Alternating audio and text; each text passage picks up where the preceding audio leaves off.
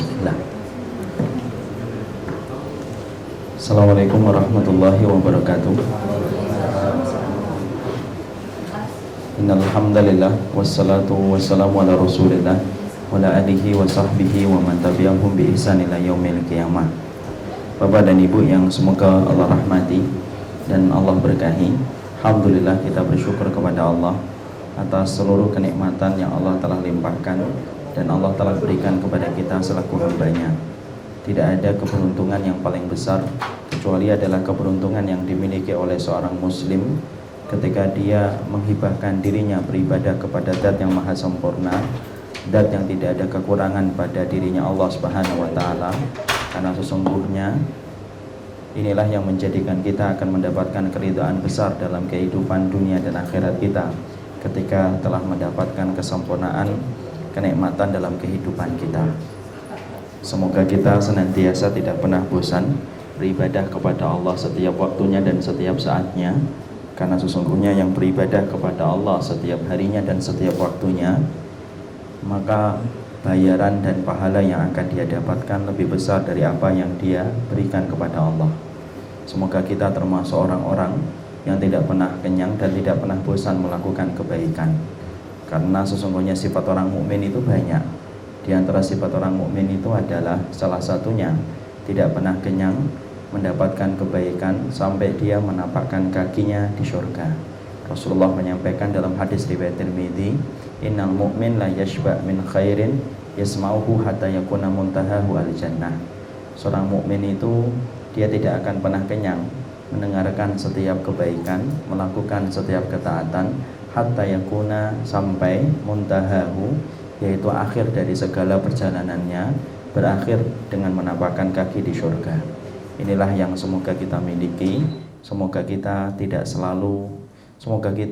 terlalu sering kena futur, karena futur itu yang menyebabkan kita merasa kenyang dengan kebaikan dan ketaatan.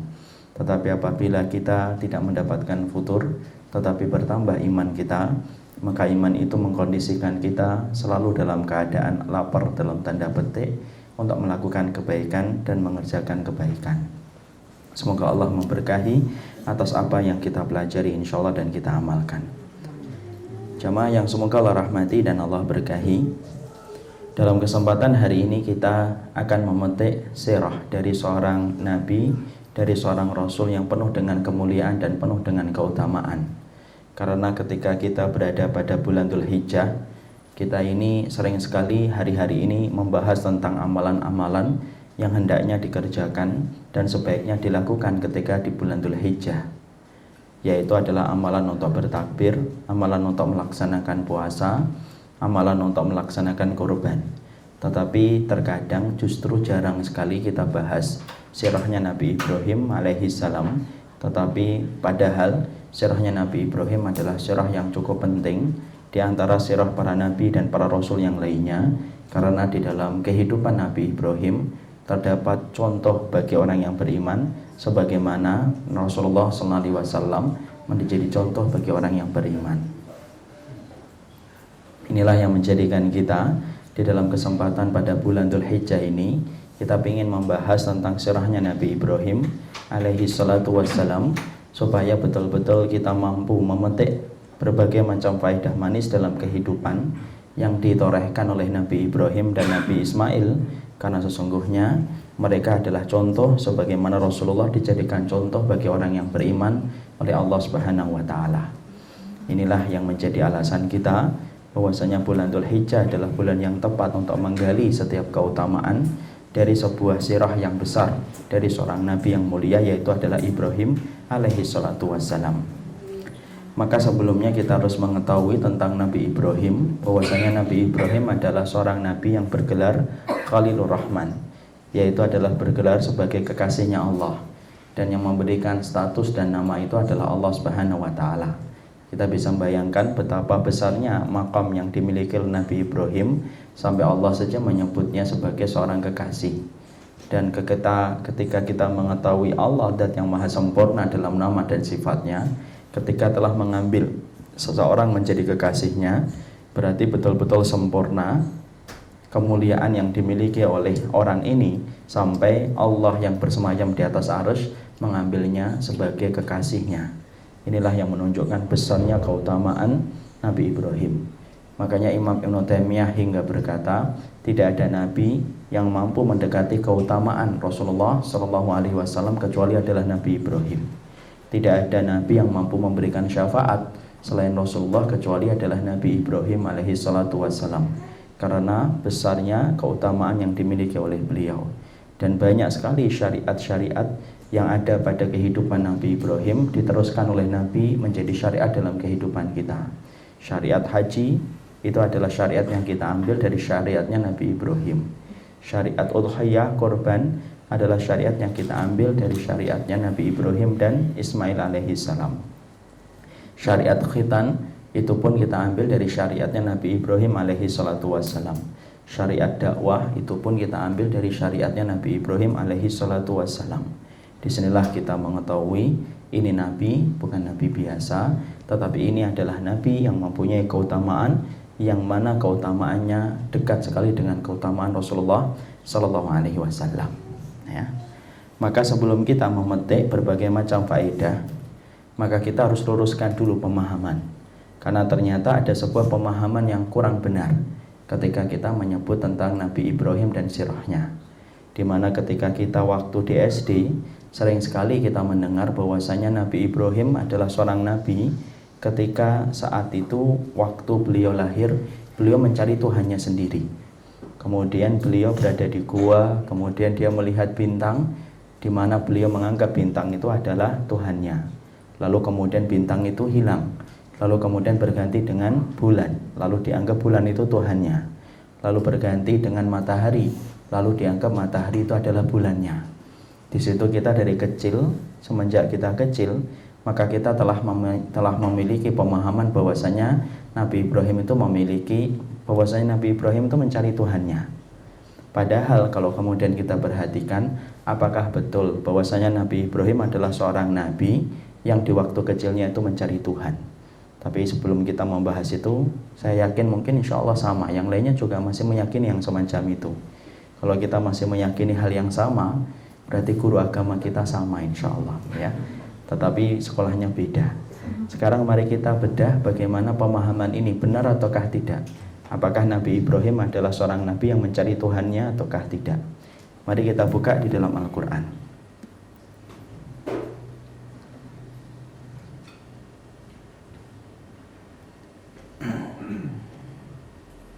Surat Al-An'am kita baca dari 74 sampai 78.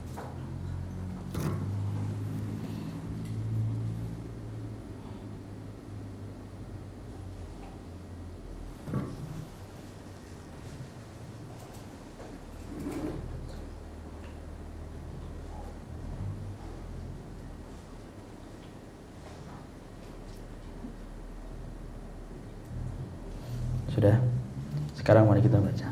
Sudah Bapak? Baca artinya. Bismillahirrahmanirrahim.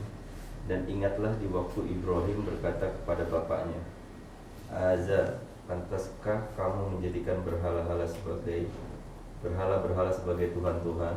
Sesungguhnya aku melihat kamu dan kaummu dalam kesesatan yang nyata. Dan demikianlah kami perlihatkan kepada Ibrahim tanda-tanda keagungan kami yang terdapat di langit dan bumi, dan kami memperlihatkannya agar dia termasuk orang yang yakin. Ketika malam telah gelap, dia melihat sebuah bintang, lalu dia berkata, inilah Tuhanku. Tapi tatkala bintang itu tenggelam, dia berkata, saya tidak suka kepada yang tenggelam. Kemudian tatkala dia melihat bulan terbit, dia berkata, inilah Tuhanku. Tetapi setelah bulan itu terbenam, dia berkata, sesungguhnya jika Tuhanku tidak memberi petunjuk kepadaku, pastilah aku termasuk orang yang sesat. Ya. Kemudian tatkala ia melihat matahari terbit, dia berkata, inilah Tuhanku, ini yang lebih besar. Maka tatkala matahari itu terbenam, dia berkata, hai kaumku, sesungguhnya aku berlepas diri dari apa yang kamu persekutukan. Ya. Mari kita bedah dulu ayat ini, karena ayat ini sering sekali dijadikan dalil dan dijadikan hujjah oleh sebagian besar kaum muslimin, di mana mereka meyakini dan beranggapan bahwasanya Nabi Ibrahim adalah prosesnya mencari Tuhan sampai ketemu dengan Allah Subhanahu wa taala. Berdasarkan kepada surat Al-An'am 74 sampai 78. Inilah yang dijadikan sandaran oleh sebagian besar dari kaum muslimin ketika mereka tidak berpindah di satu keyakinan. Nabi Ibrahim itu dulunya tidak mengenal Allah, sampai Allah bimbing supaya Nabi Ibrahim akhirnya kenal dengan Allah. Maka sesungguhnya pemahaman yang mengatakan bahwasanya Nabi Ibrahim itu mencari Tuhan, itu pada dasarnya adalah pemahaman yang kurang benar, disebabkan dengan 5 alasan. 5 alasan ini apa? Yang pertama yaitu adalah yang dijelaskan oleh Imam Ibnu Katsir. Imam Ibnu Katsir itu menjelaskan yang pertama, konteksnya di dalam surat Al-An'am 74 sampai 78 tidak ada di dalam penjelasan ayat tersebut bahwasanya ada konteks keterangan bahwasanya Nabi Ibrahim itu mencari Tuhan. Tetapi konteksnya adalah ketika kita memahami pada ayat yang ke-74, yaitu adalah ketika Nabi Ibrahim berdialog kepada bapaknya. Lalu kemudian Ibrahim berkata, "Atatakhidu asnaman alihatan inni araka wa qaumaka fi dhalalim mubin." Sesungguhnya apakah kamu menjadikan Tuhan sesembahan yang kamu pahat sendiri yang tidak memberikan manfaat? Sesungguhnya engkau wahai ayahku dan kaummu berada dalam kesesatan yang nyata. Di sini kemudian kita mendapati perkataan Imam Ibnu Katsir, wal haq, yang benar adalah di sini tidak ada keterangan bahwasanya Nabi Ibrahim itu mencari Tuhan. Tetapi yang benar adalah sesungguhnya Nabi Ibrahim sedang berdebat, sedang menjelaskan dalam bentuk dialog kepada bapaknya dan kepada kaumnya bapaknya, bahwasanya apa yang dilakukan oleh kaum bapaknya itu adalah sesuatu yang salah. Karena kesyirikan yang merebak pada zaman Nabi Ibrahim adalah kesyirikan ketika mereka menyembah kepada bintang-bintang dan makhluk-makhluk di langit. Jadi kesyirikan pada zaman sebelum Rasulullah itu terbagi menjadi 2, kata Imam Ibnu Katsir. Yang pertama yaitu adalah syirik ketika menjadikan orang solih menjadi Tuhan tandingan selain Allah setelah mereka mati. Inilah syirik yang tersebar pada zamannya Nabi Nuh alaihi salam. Kemudian syirik yang terjadi pada zaman Nabi Ibrahim itu berbeda versinya. Syiriknya adalah bagaimana mereka menjadikan makhluk-makhluk di langit menjadi Tuhan-Tuhan tandingan selain Allah Subhanahu wa taala. Makanya kemudian terjadilah apa yang disampaikan oleh Allah Subhanahu wa taala, bahwasanya di sini Nabi Ibrahim menjelaskan kepada kaumnya dan menjelaskan bagaimana kebatilan kaum mereka ketika kaumnya itu menyembah kepada sesuatu yang sifatnya tidak mempunyai manfaat dan tidak mempunyai kebaikan. Ini yang pertama. Makanya Imam Ibnu Katsir, perhatikan dikatakan oleh beliau, wal haq anna Ibrahim alaihi salatu wassalam kana fi hadzal maqam munadhiran liqaumihi mubayyinan lahum butlan ma kanu alaihi min ibadatil asnam. Maka kemudian dijelaskan adalah sesungguhnya yang benar itu bukanlah proses Ibrahim ketika beliau mencari Tuhan, tetapi proses yang benar adalah sesungguhnya saat itu Allah menjelaskan dari 74 sampai 78. Maka Imam Ibnu Katsir mengatakan munadhiran liqaumihi mubayyinan libutlanihim. Jadi saat itu Nabi Ibrahim itu sedang menjelaskan kesalahan yang dilakukan oleh kaumnya dan menyampaikan kebatilan yang dilakukan oleh kaum ayahnya. Jadi konteks yang pertama kemudian dikatakan sesungguhnya saat itu tidak ada satupun ayat yang menjelaskan bahwasanya Nabi Ibrahim sedang mencari Tuhan. Tapi yang benar konteksnya adalah Nabi Ibrahim sedang berdialog kepada kaum ayahnya tentang segala kesesatan yang dilakukan oleh mereka ketika mereka menggantungkan harapan kepada makhluk di langit. Yang pertama. Yang kedua, alasan yang kemudian disampaikan oleh para ulama, yang kedua adalah Nabi Ibrahim saat itu adalah kemudian sedang berdebat, ditunjukkan dengan akhir pada pembahasan ayat. Mari kita buka dalam surat Al-An'am 83.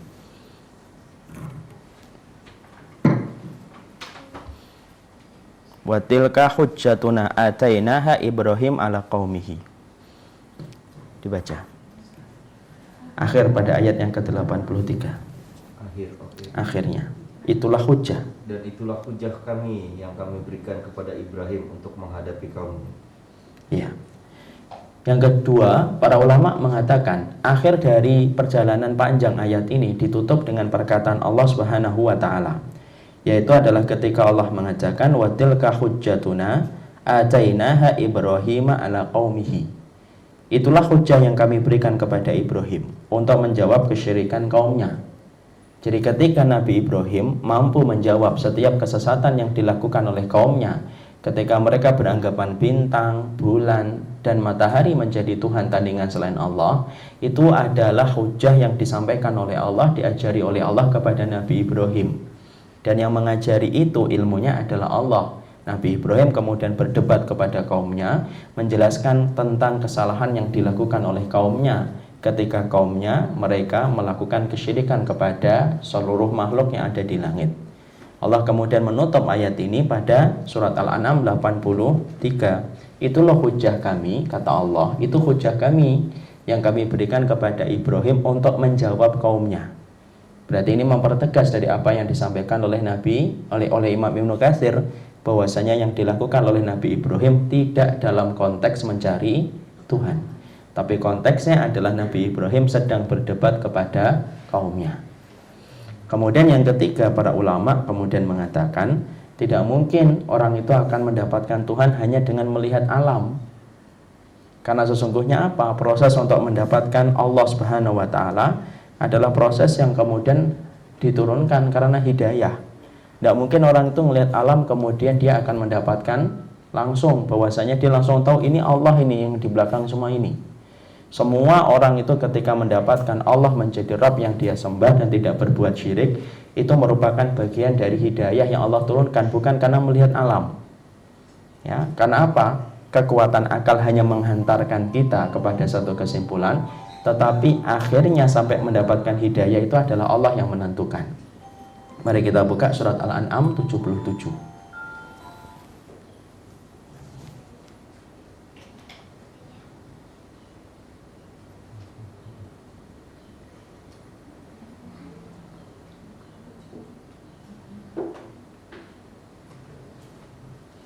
Baca. Kemudian tatkala dia melihat bulan terbit, dia berkata, inilah Tuhanku.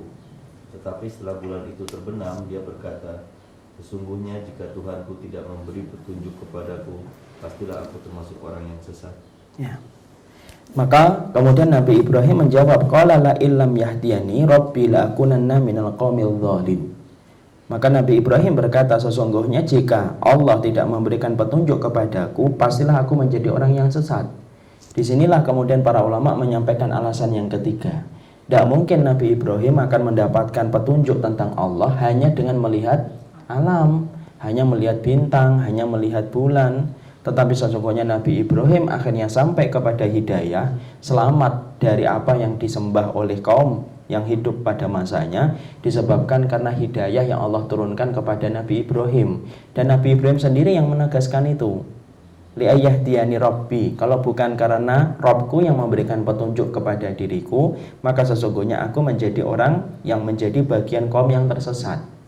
Jadi yang ketiga, sesungguhnya Nabi Ibrahim itu betul-betul, sesungguhnya Nabi Ibrahim itu mampu selamat dari kesyirikan yang dilakukan oleh kaumnya, itu bukan karena apa yang beliau lihat, apa yang beliau perhatikan, tapi sesungguhnya Ibrahim itu betul-betul mendapatkan hidayah, di mana beliau mendapatkan Allah, itu menjadi Rabb yang beliau sembah, selamat dari kesesatan dan kesyirikan kaumnya, ya disebabkan karena petunjuk yang Allah berikan kepadanya. Dan inilah yang menjadikan akhirnya kesimpulan yang ketiga, sesungguhnya Nabi Ibrahim itu tidak mencari Tuhan ketika dia mendapatkan hidayah bertemu dengan Allah yang dia sembah. Kemudian yang keempat, bahwasanya Nabi Ibrahim menegaskan kembali bahwasanya Nabi Ibrahim itu memang betul-betul telah dibimbing oleh Allah dari kecilnya, sebagaimana Allah telah membimbing Nabi Muhammad. Seorang nabi dan seorang rasul itu mungkin apa tidak kalau kemudian dari kecilnya dibiarkan oleh Allah, kemudian gede-gedenya dikasih tugas kenabian? Ya tidak mungkin. Kalau kita melihat kisahnya Nabi Isa saja, sudah dipersiapkan Nabi Isa menjadi nabi dari ibunya dulu, sampai kemudian dia lahir, sampai kemudian menjadi seorang nabi. Nabi Muhammad pun dimulai dari beliau lahir sampai kemudian dibersihkan dadanya, kemudian diselamatkan dan dijaga dari kesesatan kaumnya, sampai kemudian beliau bertahanus bermalam-malam di gua Hira. Tidak mungkin Allah itu akan membebankan kepada seorang manusia tugas yang sangat berat menjadi nabi dan rasul, tetapi Allah biarkan dia mencari-cari dulu, baru setelah itu kemudian Allah berikan kepadanya tugas kenabian. Ini kan kelihatannya tidak masuk akal. Makanya kemudian yang membimbingnya itu siapa? Allah. Makanya dalam surat Al-Anbiya lebih jelas lagi apa yang disampaikan oleh Allah Subhanahu wa taala. Kita buka surat Al-Anbiya 51.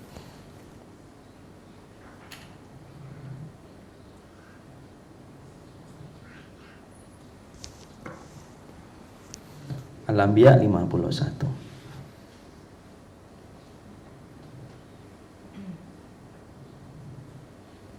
Ya, baca Bapak.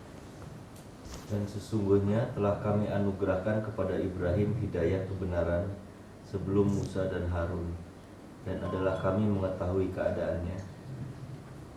Teruskan. Ketika Ibrahim berkata, Ingatlah ketika Ibrahim berkata kepada bapaknya dan kaumnya, patung-patung apakah ini ya yang kamu tekun beribadat kepadanya? Mereka menjawab, kami mendapati bapak-bapak kami menyembahnya. Ibrahim berkata, sesungguhnya kamu dan bapak-bapakmu berada dalam kesesatan yang nyata. ya. Pada ayat ini kemudian mempertegas yang keempat, bahwasanya yang membimbing Nabi Ibrahim itu adalah Allah semenjak beliau kecil. Mana dalilnya? Dalilnya adalah apa yang Allah sampaikan ketika Allah berfirman dalam surat Al-Anbiya 51. Walaqad ataina Ibrahima rusydahu min qabl. Kami yang memberikan kepada Ibrahim sebelumnya itu adalah rusydah. Rusydah itu apa? Petunjuk. Jadi mungkin nggak kalau ada orang yang diberikan petunjuk kemudian dia mencari-cari Tuhan setelahnya? Ya nggak mungkin. Allah yang memberikan petunjuk, yang menjadikan Nabi Ibrahim mengetahui tentang Allah dari semenjak kecilnya. Dia sudah yakin kepada Allah, lalu diberikan oleh Allah ilmu sampai mampu mendebat kaumnya supaya kaumnya berpikir tentang kesalahan mereka ketika mereka menyembah kepada Allah. Ini sudah kemudian ada ini. Ini semakin memperkuat tentang sebuah pemahaman untuk meluruskan pemahaman kita selama ini. Mungkin kita kalau ada umurnya 47, mungkin selama 47 tahun kita menganggap Nabi Ibrahim itu mencari-cari Tuhan baru ketemu dengan Allah. Padahal ternyata yang disampaikan oleh para ulama berbeda dengan apa yang dulunya kita dapatkan. Sekali lagi, tidak ada satu tujuan ketika menyampaikan ini supaya mengkoreksi dulu. Kalau sudah bicara tentang Ibrahim itu, kita harus paham dulu bahwasanya Nabi yang mulia, yang kedudukannya dekat dengan Rasulullah, bukanlah dia seorang anak yang dulunya mencari Tuhan kemudian ketemu begitu saja. Tidak mungkin. Allah tidak mungkin akan menciptakan seorang Nabi, memberikan tugas yang begitu berat, lalu Allah biarkan dia meraba-raba, mengira-ngira, lalu kemudian akhirnya dia mendapatkan Tuhan yang dia sembah. Tidak. Allah jelas mengatakan walaqad aitaina Ibrahima rusydahu min qabl. Kami yang memberikan kepada Ibrahim itu petunjuk sebelumnya. Ini dalil yang keempat.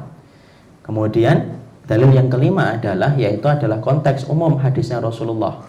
Ketika Nabi bersabda kullu mauludin yuladu 'alal fitrah. Sesungguhnya setiap anak yang lahir dilahirkan dalam keadaan fitrah. Dia sudah ngerti Allah itu. Maka kemudian yang menjadikan anak itu rusak fitrahnya itu siapa? Orang tuanya dijadikan Nasara, dijadikan Majusi, dijadikan Yahudi. Jadi fitrahnya Nabi Ibrahim itu sudah ngerti Allah. Semua fitrah anak kayak gitu. Tapi yang menjadikan anak itu rusak fitrahnya adalah orang tuanya.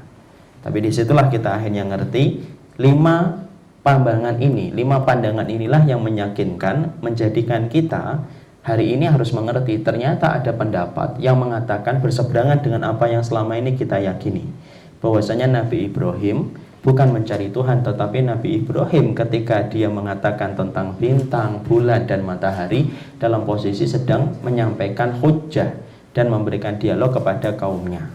Karena tidak mungkin bagi seorang Nabi kemudian dia mencari-cari sebelumnya baru ketemu tiba-tiba mendapatkan tugas yang berat, yaitu menjadi Nabi dan Rasul.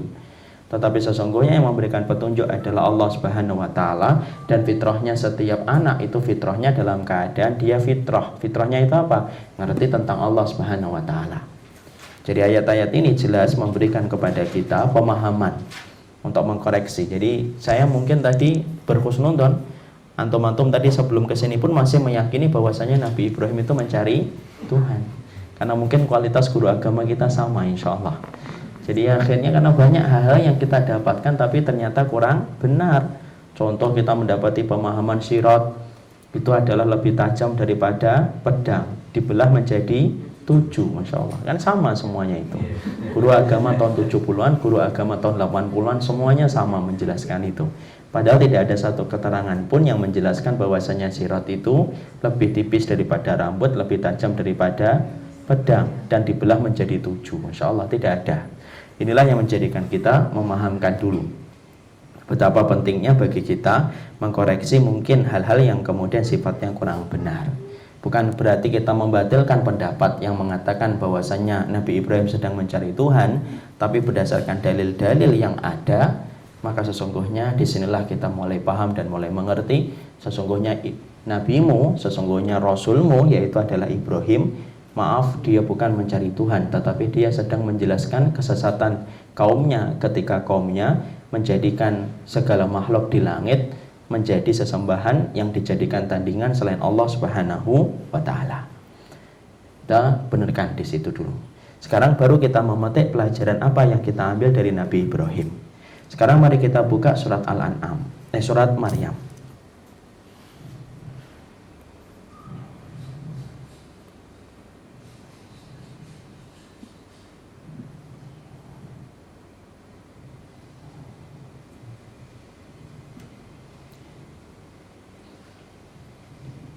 Sudah? Surat Maryam 42. Surat Maryam 42. Maryam. Kita ngambil pelajarannya. Insya Allah kalau waktu memungkinkan kita ambil 10 faedah. Karena sesungguhnya Nabi Ibrahim memiliki banyak faedah. Kalau kemudian kita pernah mendapati satu tulisan ada sekitar sampai 40 faedah manis yang dimiliki oleh Nabi Ibrahim. Tapi dalam kesempatan hari ini kita akan membahas dari waktu dan kesempatan yang ada. Insya Allah moga-moga 10 tercukupi untuk memetik faedah manis dari kisahnya Nabi Ibrahim alaihi salatu wassalam. Sekarang kita buka surat Maryam 42.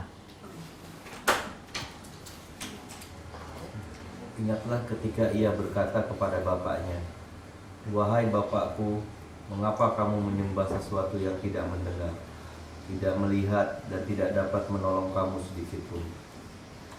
Wahai bapakku, sesungguhnya telah datang kepadaku sebahagian ilmu pengetahuan yang tidak datang kepadamu. Maka ikutilah aku, niscaya aku akan menunjukkan kepadamu jalan yang lurus." Ya. Di dalam surat Maryam 42, "Idqala li abihi ya abati lima ta'budu ma la yasma' wa la yubsir wa la yughni anka syai'a." Di sini kita mendapati sebuah penjelasan yang disampaikan oleh Nabi Ibrahim. Allah mengabadikan sebuah dialog yang terjadi di antara seorang nabi dengan ayahnya. Yaitu adalah idqala li abihi, ketika kemudian Nabi Ibrahim itu berkata kepada ayahnya. Siapa ayahnya? Azar, pemahat patung dan pembuat patung. Maka kemudian dia berkata kepada ayahnya, "Lima ta'budu ma la yasma' wa la yubsir." Kenapa kamu itu menyembah kepada Tuhan yang tidak mampu mendengar dan tidak mampu melihat? Wala yughni anka syai'a, dan tidak mampu memberikan manfaat kepada dirimu sedikit pun. Maka sesungguhnya ayat yang pertama ini memberikan banyak sekali faedah yang kita petik di antara samudra ilmu yang disampaikan oleh kalangan mufassirin. Yang pertama yang kita petik dari ayat ini adalah sesungguhnya orang yang beriman, tidaklah mereka itu beriman sebagaimana imannya para nabi dan para rasul, kecuali mereka pasti memiliki musuh.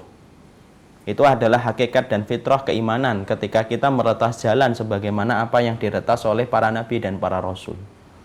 Supaya kemudian ketika kita mengetahui poin ini, supaya kita tidak cepat kaget. Kok tiba-tiba ketika kita ingin beriman, ketika ingin benar, kok tiba-tiba banyak orang yang mereka menjadi musuh dalam kehidupan kita. Kok banyak orang yang kemudian memusuhi kita, padahal kita hanya ingin benar di hadapan Allah dan kita ingin mengkoreksi sendiri kehidupan kita yang kita lihat banyak kesalahan dan banyak kekurangan. Maka sesungguhnya musuh itu Allah ciptakan bagi kehidupan kita tidak lain dan tidak bukan untuk menguji sebesar apa cinta kita kepada Allah. Kalaulah bukan karena musuh yang Allah siapkan, maka sesungguhnya manusia tidak akan kelihatan mana yang berkualitas di dalam mencintai Allah dan mana yang kemudian berkualitas ketika mencintai Allah. Dan ingat, yang mempersiapkan musuh itu bukan ustadz, bukan seorang tetangga, bukan pula seorang guru, tetapi yang menciptakan musuh dalam kehidupan kita hanyalah Allah Subhanahu wa taala untuk menguji orang yang beriman di dalam kehidupan dunia, karena memang tempatnya ujian untuk orang yang beriman. Mari kita buka surat Al-An'am 112.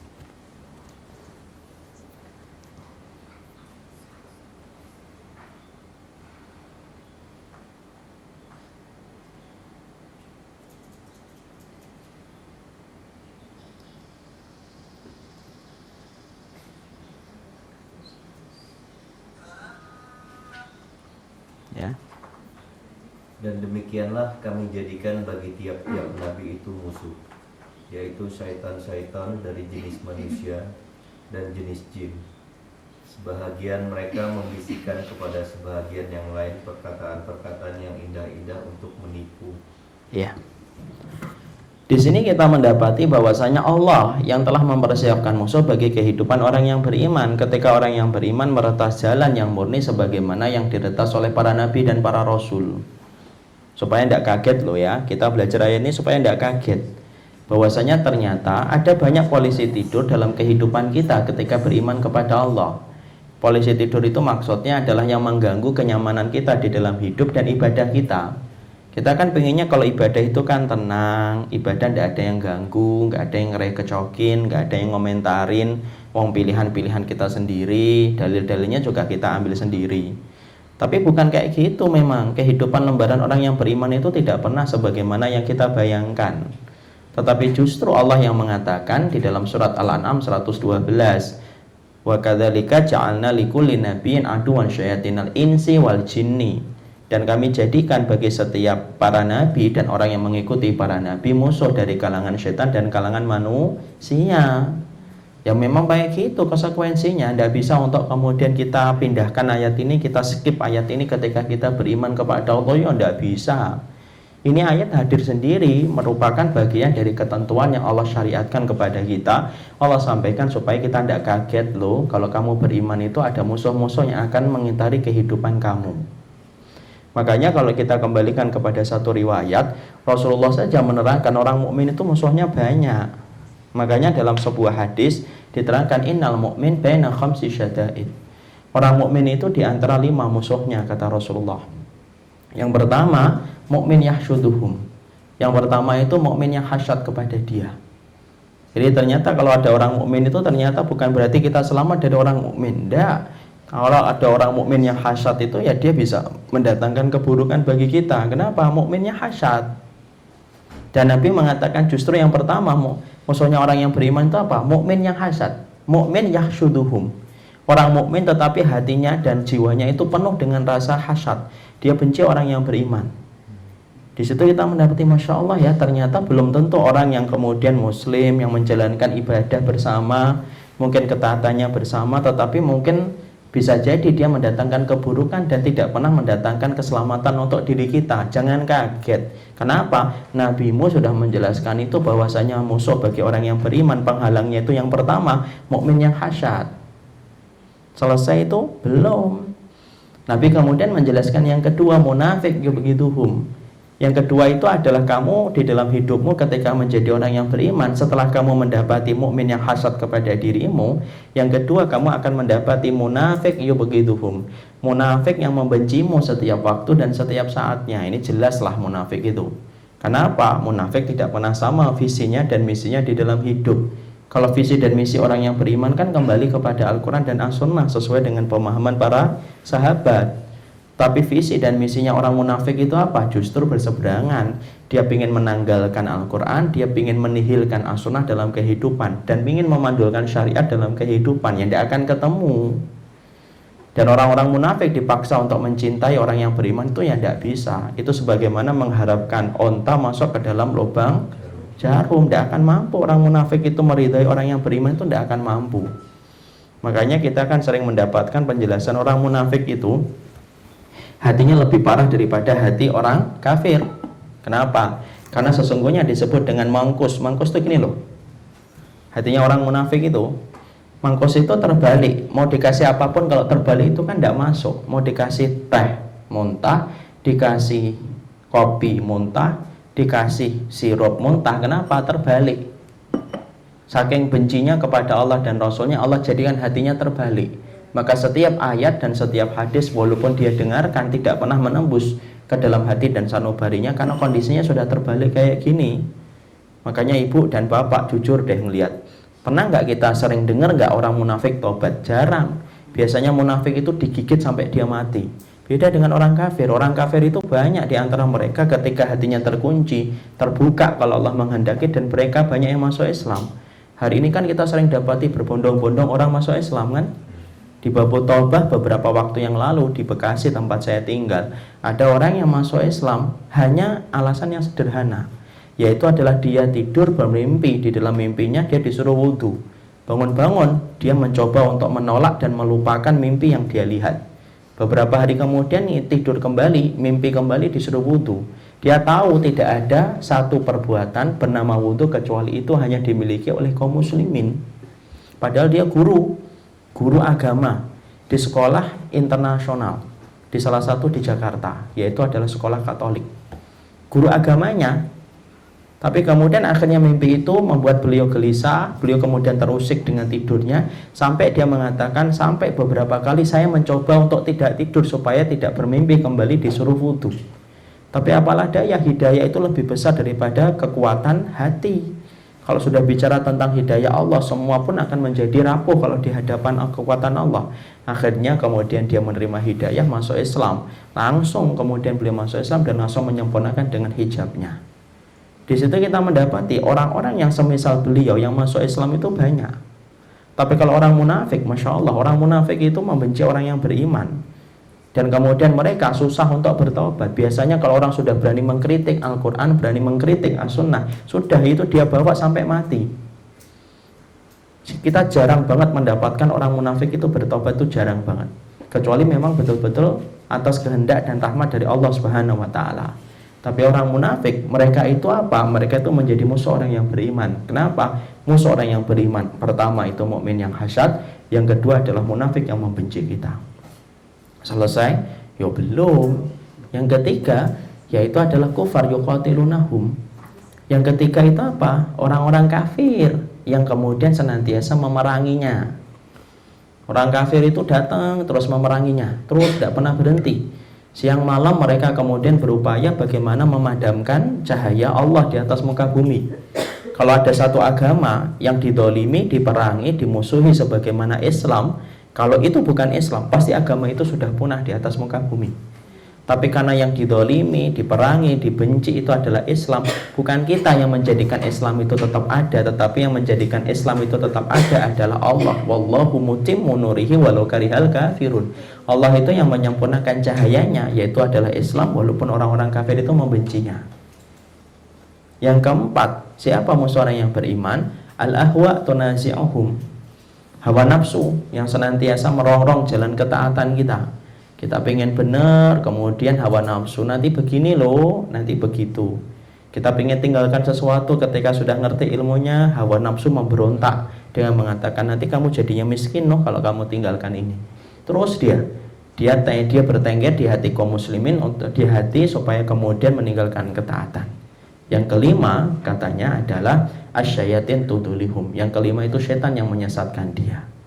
Disinilah kita ngerti, itulah musuh. Kenapa? Karena ternyata Nabi Ibrahim pun mendapatkan musuhnya. Di antara musuhnya itu yang nanti kita lihat adalah musuh yang pertama, yaitu adalah bapaknya. Tapi yang jelas kita belajar faedah yang pertama itu apa? Sesungguhnya orang yang beriman itu tidak akan dibiarkan oleh Allah itu gampang. Untuk beriman sampai dia betul-betul diuji oleh Allah, sampai Allah melihat besarnya kesungguhan dia ketika beribadah kepada Allah Subhanahu wa Ta'ala. Makanya Imam Ibnu Hazm sampai berkata, siapapun itu kalau beriman lalu menganggap tidak punya musuh, berarti ada yang salah dengan akalnya. Kenapa? Faqad jana aqluhu, dia telah gila akalnya ketika dia beranggapan iman itu tidak punya musuh yang akan menghalangi dia beriman kepada Allah. Lu main bola aja punya musuh kok. Dan ketika kita ada yang bertanya, Ustadz kenapa sih ada musuhnya? Karena saya pernah ditanya, Ustadz kenapa ada musuhnya? Lu kalau hidup beriman tidak ada musuh itu tidak nikmat. Loh kok bisa Ustaz? Coba aja kita main bola, satu lapangan, tidak ada musuh. Kita tok sama bola tok. Kita lari, ngegulin tuh ya biasa. Tidak ada punya musuh kok. Coba kalau kita punya musuh 11, kemudian ketika bawa bola dia berupaya untuk kemudian menggagalkan bola yang kita bawa, itu nikmatnya ketika ngegulin itu sampai kayak orang gila kan, sampai nutupin wajah, teriak-teriak gitu. Apalagi ibu-ibu ngeliat tuh ngapain gitu. Kenapa? Akhirnya nikmat. Kenapa? Karena ada musuhnya. Main basket tuh kalau nggak ada musuhnya, ngelempar sekali masuk, 2 kali masuk, kamu masukin berapa? Masukin 20, Masya Allah. Musuhnya berapa? Nggak ada, nggak dianggap sama orang. Kamu pantas dong, nggak ada musuhnya kok masukin 20 ke keranjang. Itulah hikmahnya ya. Jadi inilah kemudian anak kecil fitrahnya tahu. Jadi kalau kemudian dalam kehidupan kita mendapatkan musuh tuh ingat, oh main bola ini nikmatnya di sini nih, dikomentari, di ini, ya sudahlah dinikmatin aja itu bagian dari kehidupan dan itu tidak lama. Allah cuma nyuruh kita untuk sabar sampai kita mati itu tok. Kalau matinya besok ya sampai mati besok. Kalau kita sabarnya misalkan kita matinya lusa ya sudah sabarnya sampai lusa. Allah tidak pernah mengatakan sabarlah menghadapi mereka kekal selama-lamanya, tidak ada. Kamu sampai mati saja, sudah sampai mati sudah, tidak ada lagi kemudian kamu untuk kemudian kesabaran. Makanya kalau sudah meninggal dunia kan tidak ada syariat sabar kan. Orang dikumpulin oleh Allah di padang mahsyar, sabar ya, tidak ada syariat sabar ketika sudah di padang mahsyar. Simple, ringkas, sederhana. Tapi contoh main bola dan contoh main basket itu jelasin kenapa sih kita itu kok ada musuh. Karena ketika dulu saya udah lama nerangkan ini, ada yang protes, kenapa sih Allah nyiptakan musuh, Ustaz? Loh, kalau nggak diciptakan musuh, mana nikmat kita bersandar kepada Allah?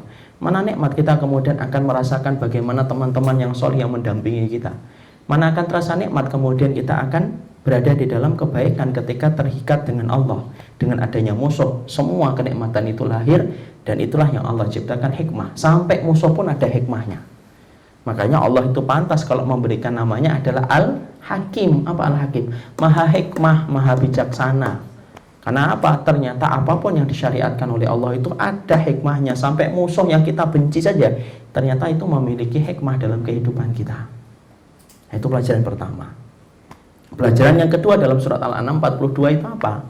Pelajaran yang kedua dalam surat Al-An'am 42 itu jangan kaget loh kalau ternyata musuh itu datang dari lingkaran pertama kehidupan kita, yaitu keluarga kita. Karena kita sering menganggap ya kadang-kadang, oh musuh saya itu lingkarannya jauh, lingkaran 3, 4, 5 yang jauh dari keluarga kita. Salah. Bahwasanya kita mendapati bahwasanya lingkaran musuh itu terkadang datang dari keluarga kita yang paling dekat. Mari kita membandingkan dua ayat, yaitu surat At-Taubah 24 dan surat At-Tahrim ayat yang ke-6. Yang mudah sekarang, buka Qurannya mana? At-Taubah dulu yang 24.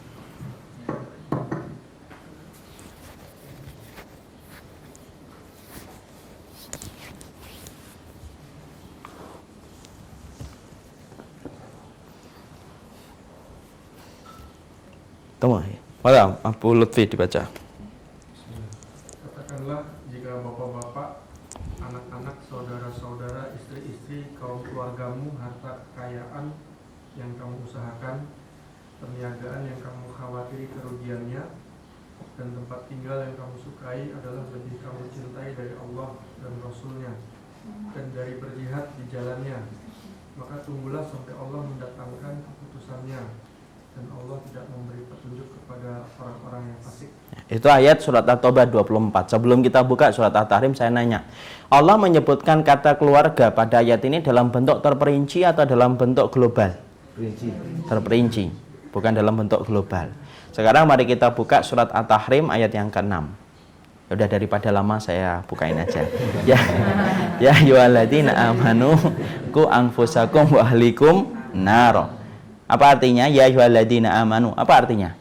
Orang yang beriman. Kalau enggak tahu kebangetan ya. Kemudian qu anfusakum, apa? Jagalah diri kalian, peliharalah diri kalian. Wa qu anfusakum wa ahlikum, keluargamu, naron, dari api neraka. Kita mengetahui dalam surat At-Tahrim ayat yang ke-6 Allah menyebutkan kata keluarga itu dalam bentuk global atau dalam bentuk terperinci? Dalam bentuk global. Padahal ketika Allah menerangkan dalam surat At-Taubah yang ke-24 Allah menerangkan secara terperinci 8 perkara yang menghalangi kita beriman sama Allah. 5 itu datang dari keluarga loh, nggak main-main loh. 5 dari 8. Tidak main-main, itu berarti kemudian berapa persen? 80-70%-nya. Maka kemudian Allah sampai sebutkan terperinci, katakanlah jika anak-anakmu, orang tuamu, saudara-saudaramu, lalu kemudian istri-istrimu atau suami-suamimu, dan kemudian keluarga besarmu. Masya Allah disebutkan 5. Dan Allah sebutkan dalam bentuk yang sangat terperinci. Kenapa Allah sebutkan pada surat At-Taubah 24 terperinci, sedangkan pada surat Tahrim ayat yang ke-6 Allah sebutkan dalam bentuk global ketika kita diperintahkan untuk menjaga. Tapi ketika Allah menerangkan, ini loh orang yang menghalangi kamu dari ibadah, Allah terangkan dalam bentuk terperinci. Ahlul ilmi berkata, karena sesungguhnya besarnya kemungkinan anggota keluarga kita itu menjadi penghalang kita beribadah kepada Allah dengan cara yang benar. Besar kemungkinan itu. Kenapa Allah sampaikan kayak gini dan Allah abadikan kisah dialognya Nabi Ibrahim kepada bapaknya itu untuk supaya kita jangan kaget yang kedua. Ternyata yang memusuhi kita, menghalangi kita dan akan menyeret kita untuk melaksanakan total ketaatan dan kepatuhan kepada Allah itu jangan kaget kalau itu kita dapatkan dari lingkaran pertama, dari orang yang terkasih dan kita cintai. Ya, makanya kemudian antum melihat bagaimana para nabi ketika mereka mendapati justru musuh-musuh pertama mereka itu keluarga-keluarga mereka. Nabi Ibrahim ayahnya, Nabi Nuh istri dan anaknya, Nabi Lut istrinya, Asia suaminya. Bahkan Rasulullah pun mendapatkan musuhnya itu siapa? Paman-pamannya. Di sini kita mendapat itu, lihat bahwasanya ternyata kamu jangan kaget loh kalau tiba-tiba kamu beribadah, tiba-tiba ketika kita sudah ingin memperbaiki kualitas hidup kita, tiba-tiba kemudian ada yang menjadi musuh melalui wajahnya bapak, melalui wajahnya ibu, melalui wajahnya suami, melalui wajahnya istri, dan melalui wajahnya keluarga besar kita. Kenapa? Jangan kaget, karena itu terjadi kepada setiap para nabi ketika mereka beribadah kepada Allah. Ya, Azar itu memahat patung loh. Coba kita bisa bayangkan ya, kalau kita membayangkan, ini tidak dalil ya, kita bayangkan betapa perihnya Nabi Ibrahim berbuih-buih menyampaikan kepada kaumnya jangan berbuat syirik. Kemudian kira-kira kaumnya ngomong apa? Lah Ibrahimmu di rumahmu aja banyak patung, banyak ngomong. Itu kan kita bayangkan, kenapa yang namanya kaum sudah membenci itu kan apa aja dijadikan celah, karena sudah membenci kok. Kalau sudah membenci itu Masya Allah, dia lihat kekurangan dikit aja, senengnya luar biasa kan. Dan itu bukan celah, itu gede banget, itu kelihatan loh bapaknya aja mahat patung kok. Kalau kira-kira Nabi Nuh sedang berdakwah, kira-kira kaumnya Nabi Nuh itu ngomong apa? Lah Nuh, kamu itu siang malam ngajakin kita, lu istrimu aja ndak bener kok, anakmu aja ndak bener. Coba kita bayangkan itu. Belum lagi ketika Nabi Nuh pulang, coba kira-kira mungkin nggak istrinya mengatakan, wahai suamiku Nabi Allah, ayo duduk makan. Dia benci sama Nuh. Kita bisa bayangkan di luar mendapatkan pertentangan yang luar biasa, di rumahnya ndak mendapatkan surga. Coba beratnya. Dan itu bukan hanya 1 tahun, 2 tahun, 20 tahun loh, 950 tahun. Dari anaknya yang kemudian ini sampai diterangkan, saya pernah baca satu riwayat itu sampai anaknya berumur 800 tahun anaknya. Masya Allah. Kan'an itu. Kalau kemudian Nabi Nuh itu berapa? 1650 tahun. Masya Allah itu. Sabarnya luar biasa itu. Coba kalau kemudian Nabi Nuh ada yang memberikan nasihat, sabar ya sama istrinya. Saya sabar 1650 tahun.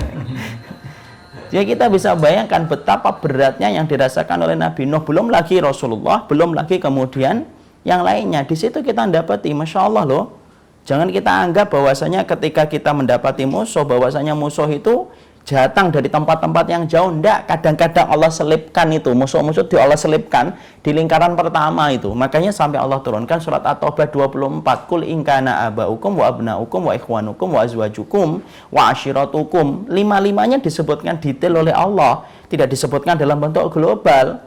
Allah bisa saja mengatakan di dalam surat At-Taubah 24, Qul in kana ahlikum, katakanlah jika keluargamu, hartamu, perniagaan kamu. Allah bisa mengatakan global, tapi Allah tidak mengatakan global. Allah mengatakan terperinci banget tentang anggota keluarga untuk menunjukkan kepada kita sebuah faedah besar, faedah gede. Tuh, kamu harus paham tuh. Kalau kemudian ternyata yang memusuhi kamu ternyata terkadang datang dari lingkaran pertama, anggota keluarga kita. Itu faedah yang kedua yang kita ambil dalam surat Maryam 42 ini. Jadi di sini kita kemudian paham bahwasanya ketika kita mendapati diri kita sudah mulai mengkoreksi sesuai dengan apa yang diridhoi oleh Allah, kadang-kadang musuhnya datang dari keluarga yang terdekat. Ya, tapi disitulah kita kemudian mendapati disuruh untuk sabar. Yang ketiga yang kita dapati apa? Pelajaran dari surat Maryam itu. Yang ketiga yang kita dapati adalah bagaimana Nabi Ibrahim itu berdialog dengan dialog yang baik. Nabi Ibrahim itu kemudian tidak langsung menyesatkan bapaknya, tapi Nabi Ibrahim itu apa? Beliau berdakwah, beliau sampaikan dakwah kepada bapaknya dengan tutur kata yang lembut. Apa yang disampaikan oleh Nabi Ibrahim? Nabi Ibrahim berkata, ya abati lima ta'budu ma la yasma' wa la yubsir wa la yughni anka syai'ah. Wahai ayahku, kenapa sih kamu harus nyembah kepada Tuhan yang tidak mampu mendengar dan tidak mampu melihat dan tidak mampu memberikan manfaat sedikit pun kepada dirimu? Masya Allah. Di situ kemudian apa? Diajak berpikir dulu. Ayahnya itu diajak berpikir, tidak langsung disalahin. Yang ingin saya sampaikan hari ini adalah kalau kita ingin menyampaikan kalimat kebenaran itu ya dengan cara yang ma'ruf gitu loh. Karena banyak orang yang hari ini menyampaikan kalimat tauhid, kalimat sunnah, tetapi dengan cara yang mungkar. Lu gimana kalimat ma'ruf, kalimat Allah, kalimat langit kok disampaikan dengan cara yang mungkar? Memvonis, menyalahkan dulu, menyesatkan dulu, ataupun kemudian kita sudah menghujatnya dulu. Tidak bisa. Ketika menyampaikan kalimat kebenaran itu, maka sesungguhnya harus dipikul dengan cara yang ma'ruf. Kenapa? Karena kalimat Allah dan kalimat sunnah tidak pernah dipikul dari sesuatu yang najis, yang dibenci oleh Allah dan Rasulnya. Dan termasuk di antara perkara najis itu apa? Ini loh lisan kita yang kemudian menodai kehormatan orang, kemudian kita kemudian membuat sakitnya orang, kemudian dengan atas nama kami menyampaikan yang benar, ya bukan kayak gitu. Kalau menyampaikan kalimat yang ma'ruf, kalimat Allah, kalimat yang ditetapkan di atas arusnya, ya dengan cara yang ma'ruf, bukan dengan cara kalimat-kalimat yang mungkar. Kita menyampaikan kalimat Allah dan kalimat sunnah dengan cara yang ma'ruf saja belum tentu diterima. Kita menyampaikan dengan tutur kata yang lembut, apakah diterima? Belum tentu diterima. Allah yang menyempurnakan nikmat aja tidak selamat dari hujatan kok. Rasulullah yang penuh dengan akhlak aja tidak selamat dari hujatan. Sampai hari ini yang membenci Nabi itu sudah banyak. Masya Allah, apakah kita kemudian akan menyampaikan kalimat kebenaran dengan cara yang mungkar? Yo, jangan menyampaikan dengan yang mungkar toh, kalau memang kamu menyampaikan kalimat yang benar. Makanya kemudian Nabi Ibrahim itu dengan ma'rufnya dia berdakwah kepada bapaknya dan mengajak berpikir. Disinilah kita paham, dakwah itu ya kayak nanam benih. Ini sering saya sampaikan berkali-kali di banyak kajian. Dakwah itu kayak nanam benih, Pak. Sebagaimana benih itulah yang ditanam oleh Nabi Ibrahim supaya membuka hatinya bapaknya, supaya bapaknya itu menerima akidah gitu loh. Ini tidak benar nih, Pak. Dia nanam benih. Dan kita harus paham, kenapa saya katakan dakwah itu menanam benih? Karena bisa jadi kita berdakwah, kita nanam benih, ada yang langsung merespon apa yang kita sampaikan, ada yang lama meresponnya sampai kita mati baru direspon apa yang kita sampaikan.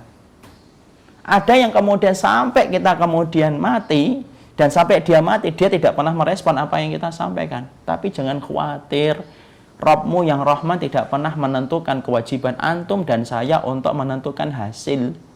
Tapi zat yang Rahman itu tahu bahwasanya kita tidak mampu menentukan dan memahat hasil. Tetapi kita hanya mampu untuk kemudian merangkai ikhtiar. Tidak bisa kita memahat hasil. Kita hanya mampu untuk merangkai ikhtiar. Tok. Ya. Di situ kita paham kayak benih.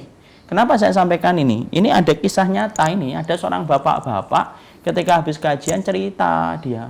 Dulu Ustadz, bapak saya pernah menyampaikan kajian tentang ini Ustadz. Tapi dulunya saya tidak pernah mendengarkan. Tidak pernah saya itu memperdulikan apa yang disampaikan bapak kepada saya. Kenapa? Kesibukan saya kerja, kesibukan saya ngejar karir. Sampai satu waktu Allah menakdirkan bapak saya meninggal dunia terbujur kaku. Saya lihat. Semua yang diomongin bapak itu berputar-putar di pikiran saya. Sampai akhirnya berkata, saatnya saya itu membalas kebaikan bapak dengan menjadi orang yang solih. Masya Allah. Justru kapan? Justru ketika bapaknya meninggal. Bapaknya mungkin seumur hidup tidak pernah melihat anaknya ini berubah. Tapi justru kemudian benih itu karena tumbuh di hati yang gersang, tapi ketika disampaikan terus, akhirnya kemudian apa? Baru tumbuh. Kapan? Ketika bapaknya itu meninggal dunia. Kita ini kayak petani tapi tidak pernah tahu kapan musim panen. Ingat, kita ini kayak petani, tapi kemudian bedanya kita dengan petani itu apa? Bedanya adalah kalau petani 3 bulan dia ngerti itu musim panen. Kalau kita ketika berdakwah kayak petani nanam benih, tapi kita tidak pernah tahu musim panen kita ini kapan. Ada yang langsung merespon kita, alhamdulillah. Ada yang meresponnya lama. Ada ibu-ibu tuh di Pamulang itu, yang kemudian dia setiap disebutkan tentang suami beliau itu sedih. Kenapa? Karena suaminya sudah meninggal dunia, kecelakaan di dalam pesawat ketika menjadi pilot. Tapi kemudian akhirnya dia ingat aja kebaikan suaminya, apa yang disampaikan suaminya itu kapan? Justru ketika suaminya itu sudah meninggal, baru dia itu, ya Allah ternyata saya kurang banget ketika dulu khidmah kepada suami saya.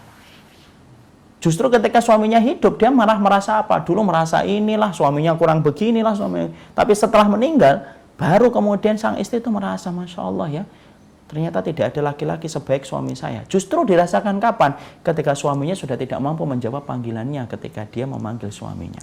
Kita tidak pernah tahu.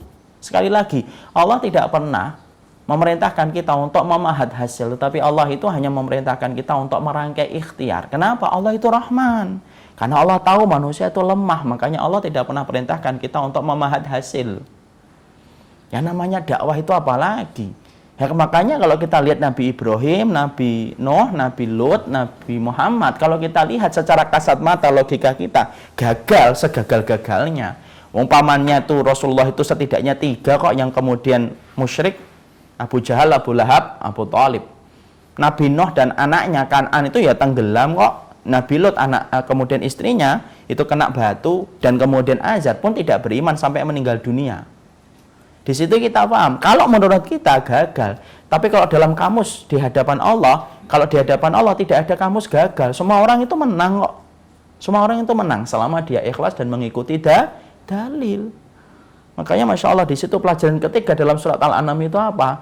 Di situ kita ngelihat bahwasanya dakwah itu kayak nanam benih. Kita ini persis kayak petani.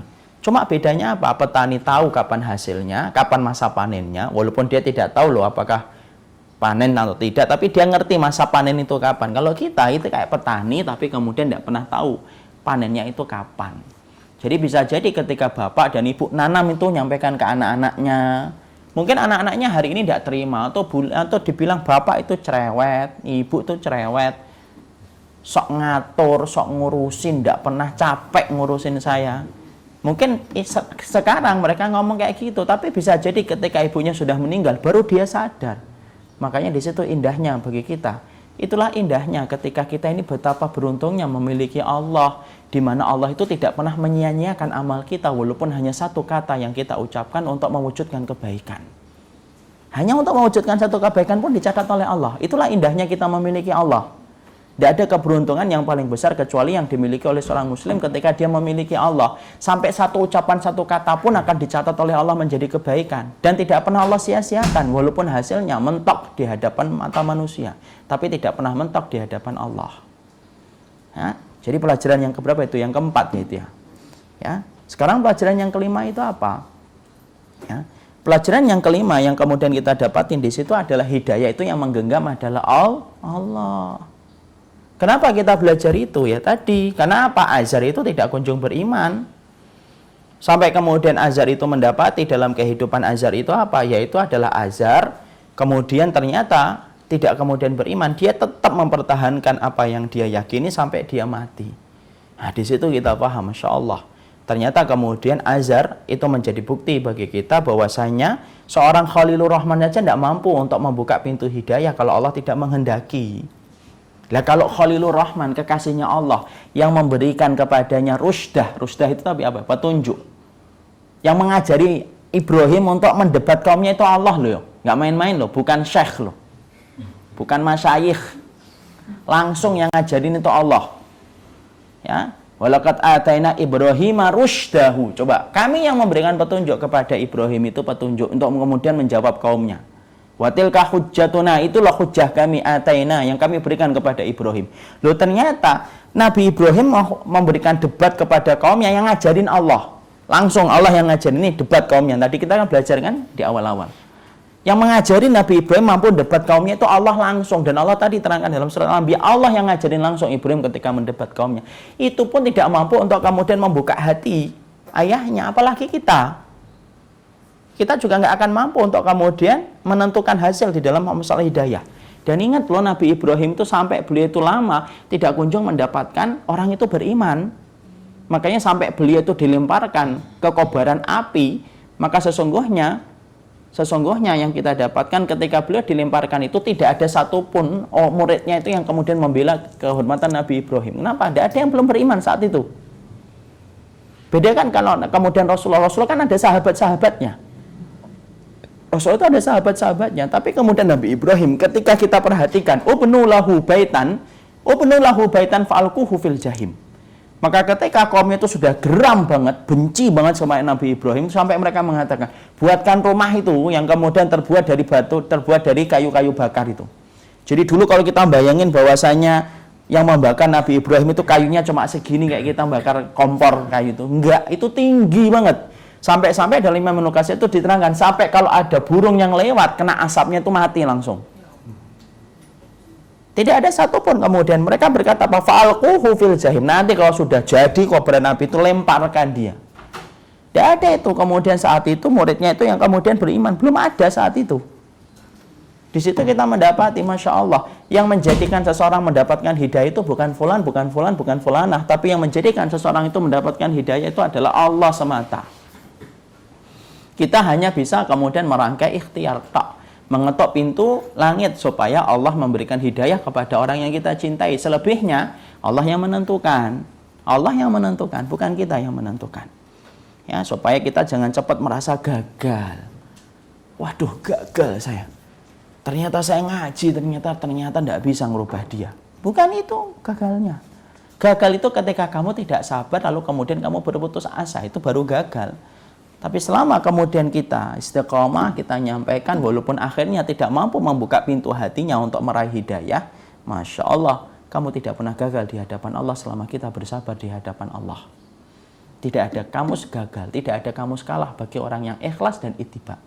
Itu yang dikatakan oleh Syekh Nasir Umar. Beliau mengatakan tidak ada kamus gagal dan tidak ada kamus kalah bagi orang yang telah ittiba dan telah kemudian ikhlas. Yang gagal itu siapa? Orang yang tidak ittiba. Yang gagal itu siapa? Orang yang tidak pernah ikhlas itu orang yang gagal. Ya, itu pelajaran yang pertama yang kita petik dari kisahnya Nabi Ibrahim alaihissalam. Lalu kemudian yang kedua yang kita petik dari kisahnya Nabi Ibrahim itu, mari kita buka di dalam Al-Quran. Ya.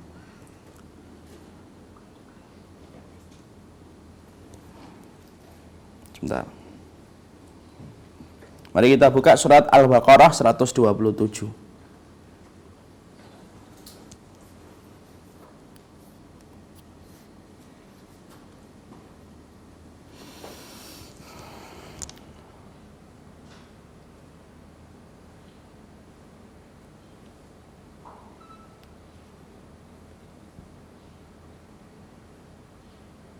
Sudah? Baca Abu Lutfi. Dan ingatlah Tidak. ketika Ibrahim meninggikan membina dasar-dasar Baitullah bersama Ismail seraya berdoa, ya Tuhan kami, terimalah daripada kami amalan kami. Sesungguhnya Engkaulah yang Maha mendengar lagi Maha mengetahui. Ya. Wa id yarfa'u Ibrahimul qawaida minal baiti wa Ismailu rabbana taqabbal minna innaka antas samiul alim. Maka sesungguhnya di dalam ayat ini ada banyak pelajaran pula yang kita petik. Yang pertama adalah bahwasanya Nabi Ibrahim adalah yang membangun Ka'bah. Yang meninggikan fondasi-fondasi Ka'bah itu adalah Nabi Ibrahim alaihi salatu wassalam bersama siapa? Bersama Ismail. Berarti kita bayangkan ya betapa besarnya pahala yang mengalir kepada mereka berdua.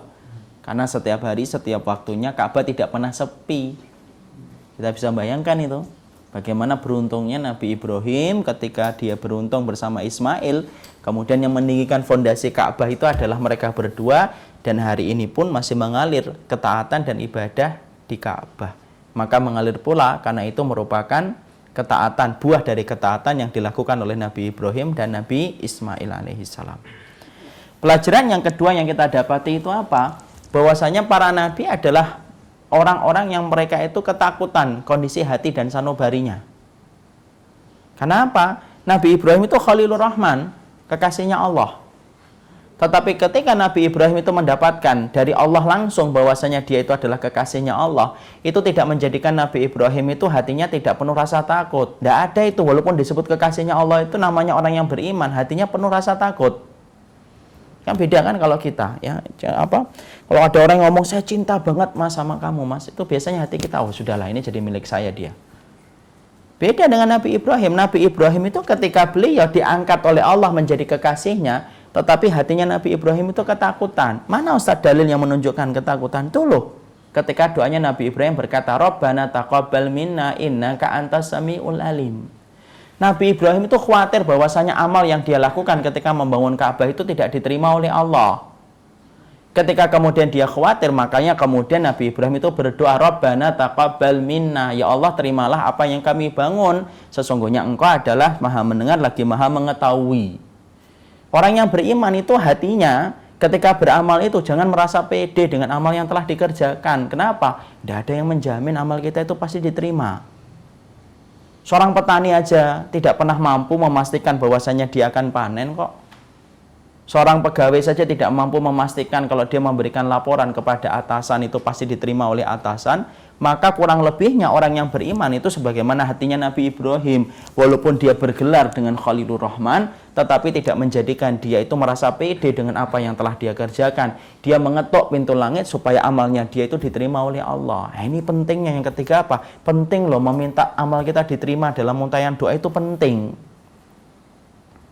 Kenapa? Setan itu selalu membuat kita yakin apa ibadah kita itu pasti diterima. Itu setan.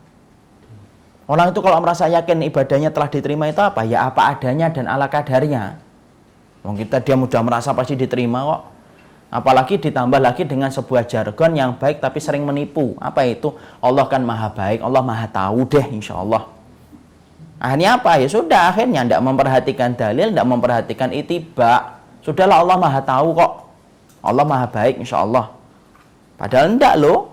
Di situ kita mendapati Nabi Ibrahim itu adalah Nabi yang setiap dia melakukan sesuatu, Nabi Ibrahim itu berdoa. Antum kalau baca di dalam Al-Quran, itu banyak sekali doa-doanya Nabi Ibrahim itu yang diabadikan oleh Allah di dalam Quran. Ya atau tidak? Ya. Banyak sekali doanya Nabi Ibrahim itu. Jadi salah satu doa Nabi yang paling banyak di dalam Al-Quran itu adalah Nabi Ibrahim. Saya tidak bisa mengatakan yang paling banyak, tapi yang saya lihat banyak itu adalah Nabi Ibrahim. Ternyata di situ kita mendapati Masya Allah itulah rasa takut yang membuncah di hatinya Nabi Ibrahim. Ketakutan itu yang menjadikan Nabi Ibrahim itu tidak pernah lepas dari doa. Padahal kedudukan dia itu apa? Khalilur Rahman, kekasihnya Allah loh. Tidak pernah itu Nabi Ibrahim berkata insya Allah diterima, kan saya kekasihnya yang di atas. Tidak pernah ngomong kayak gitu. Gini-gini kekasihnya ini nggak boleh. Gini-gini jangan.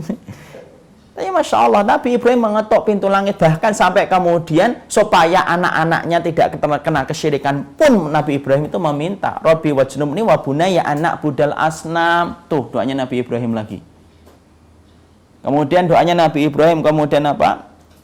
Yang lainnya. Ya, rata-rata itu kemudian doanya Nabi Ibrahim untuk menunjukkan bahwasannya orang yang beriman itu selalu terikat dengan doa. Kenapa? Kita lemah kok.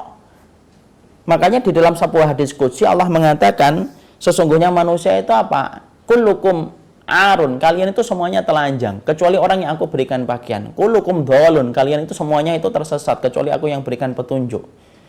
Kullukum ja'iun, kata Allah, kalian itu semuanya lapar kecuali aku yang berikan makanan kepada kalian. Loh, kalau kita lapar kata Allah, kita telanjang menurut Allah, dan kita dalam keadaan tersesat menurut Allah, loh, kalau bukan kita merangkai doa terus dengan apa Allah akan memberikan kekuatan kepada kita? Ya. Jadi Masya Allah, hati yang takut akan meminta kepada Allah. Makanya kalau kita beribadah, jangan pernah putus untuk meminta supaya ibadah kita itu diterima oleh Allah. Kenapa? Nutrisi amal itu adalah doa kita. Makanya antum jangan heran kan kalau kita mendapati keterangan dari Imam Ibnu Rajab. Imam Ibnu Rajab itu apa? Imam Ibnu Rajab itu mengatakan bahwasanya para sahabat itu kalau habis Ramadan, itu kan amalan satu, habis Ramadan. Kanu yat'unallaha fi sittati asyurin ayyataqabbala minhum a'malahum. Para sahabat itu kalau ditinggalkan Ramadan, mereka itu sampai merutinkan doa sampai 6 bulan.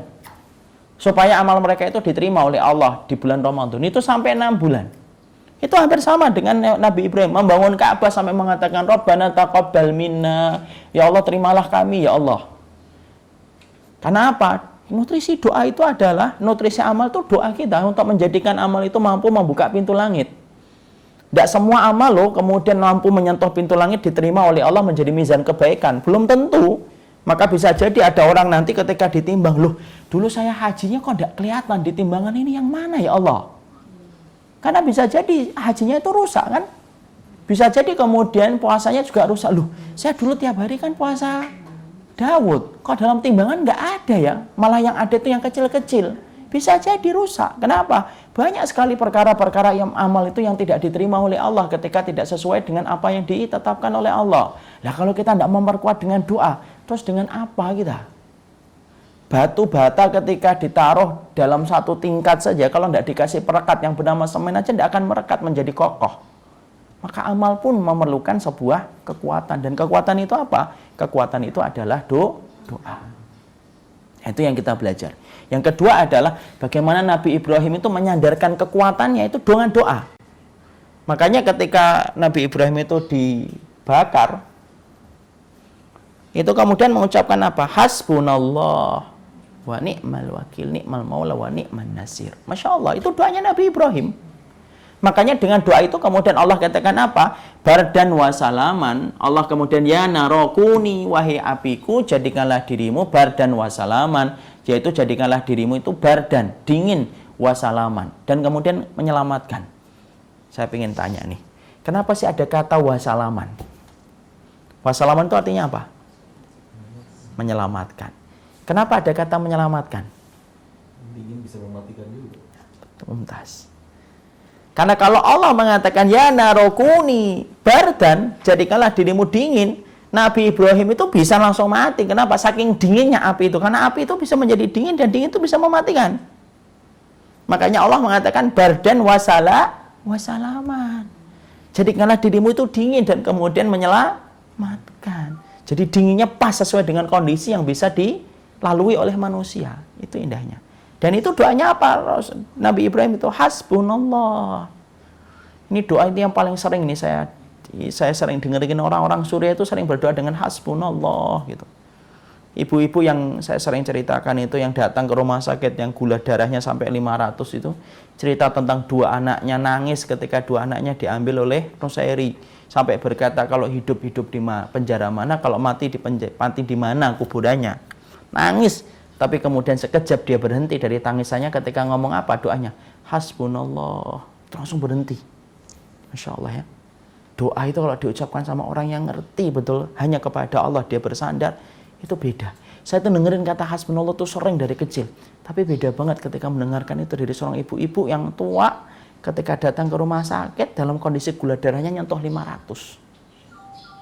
Tapi kuat banget. Kenapa? Dia bersandar kepada Allah Subhanahu wa taala. Jadi di situ kita memahami indahnya Nabi Ibrahim itu apa? Tidak pernah lepas dari doa. Banyak sekali doa-doanya Nabi Ibrahim diabadikan oleh Allah di dalam Al-Quran menjadi pelajaran untuk kita. Tuh, kalau kekasihnya Allah aja terus meminta dalam doa, loh kalau kita nggak minta doa terus gimana? Mau kekasihnya Allah loh. Padahal seorang kekasih tidak akan pernah meninggalkan kekasihnya. Seorang kekasih tidak akan pernah menyanyiakan kekasihnya. Seorang kekasih tidak akan mendolimi kekasihnya. Itu kan kalau kita bicara antara Ibrahim dengan Allah kan gitu. Wong kekasih kok Allah yang menyebutnya Khalilur Rahman kok. Tapi ternyata Nabi Ibrahim tidak pernah lepas dari doa.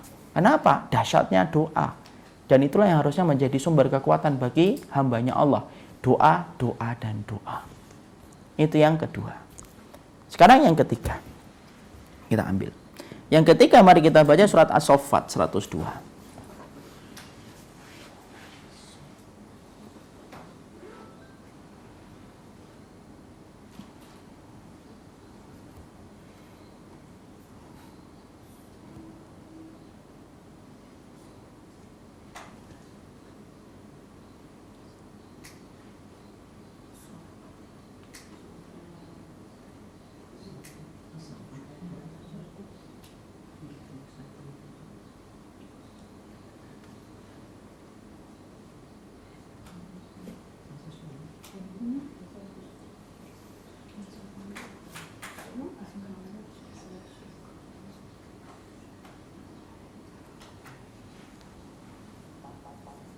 Sudah?